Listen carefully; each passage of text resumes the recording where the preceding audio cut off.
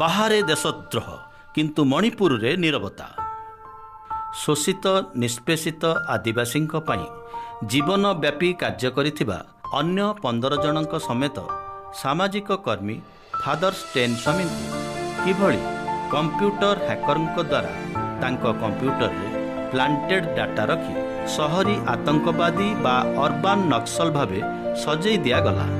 84 ବର୍ଷୀୟ ଏହି ଇସାଇ ସାମାଜିକ କର୍ମୀ ପାର୍କିନସନ୍ ବେମାରୀରେ ପୀଡ଼ିତ ଥିଲେ ମଧ୍ୟ ଜେଲରେ ତାଙ୍କୁ ସିପର ମଧ୍ୟ ଦିଆଗଲା ନାହିଁ। ପରବର୍ତ୍ତୀ ସମୟରେ କଷ୍ଟଡିରେ ଥାଇ ବିଳମ୍ବରେ ଡାକ୍ତରଖାନା ଯିବା ହେତୁ ଜୁଲାଇ 2021ରେ ତାଙ୍କର ଦୁଃଖଦ ମୃତ୍ୟୁ ଘଟିଲା, ଯେତେବେଳେ କି ଅନ୍ୟମାନେ ଏବେ ବି ଜେଲରେ ଅଛନ୍ତି। କିନ୍ତୁ ଏଠାରେ ଦେଶଦ୍ରୋହର ଅସଲ ଘଟଣା ତ ମଣିପୁରରେ ହିଁ ଘଟୁଛି।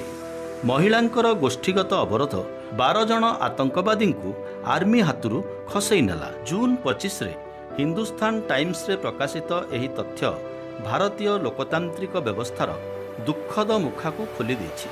ତଥ୍ୟ ଅନୁସାରେ 12 ଜଣ କାଙ୍ଗଲେଇ ୟାଓଲ କାନା ଗ୍ରୁପ KYPL ଆତଙ୍କବାଦୀଙ୍କୁ ସୁରକ୍ଷା କର୍ମୀଙ୍କ ହାତରୁ 1500 ମହିଳା ଦଙ୍ଗାକାରୀ ଖସେଇ ନେଲେ। ସେନା ଯେଉଁ 12 ଜଣ KYKL ସଦସ୍ୟଙ୍କୁ ଧରିଥିଲା ତା ମଧ୍ୟରେ ଥିଲେ ମୋଇରଙ୍ଗ ଥେମ୍ ଥାମ୍ବା ଓରଫ ଉତ୍ତମ, ଯିଏକି 2015ରେ ଅଚାନକ କରାଯାଇଥିବା ଆକ୍ରମଣର ମାଷ୍ଟର ମାଇଣ୍ଡ ଥିଲା। ଫଳତଃ ଡୋଗ୍ରା ରେଜିମେଣ୍ଟର 18 ଜଣ ସୈନିକଙ୍କର ମୃତ୍ୟୁ ଘଟିଲା।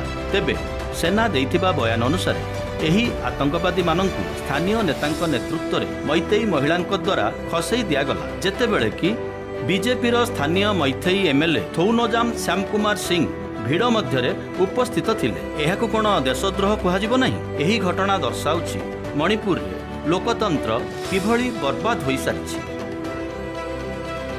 ଆଉ ନିଜକୁ ପରମ ଦେଶଭକ୍ତ କହୁଥିବା ଭାଜପା ସରକାର ସେବେ ବି ରାଜଦ୍ରୋହ ମାମଲା ଲଗେଇ ପାରିଲେ ନାହିଁ।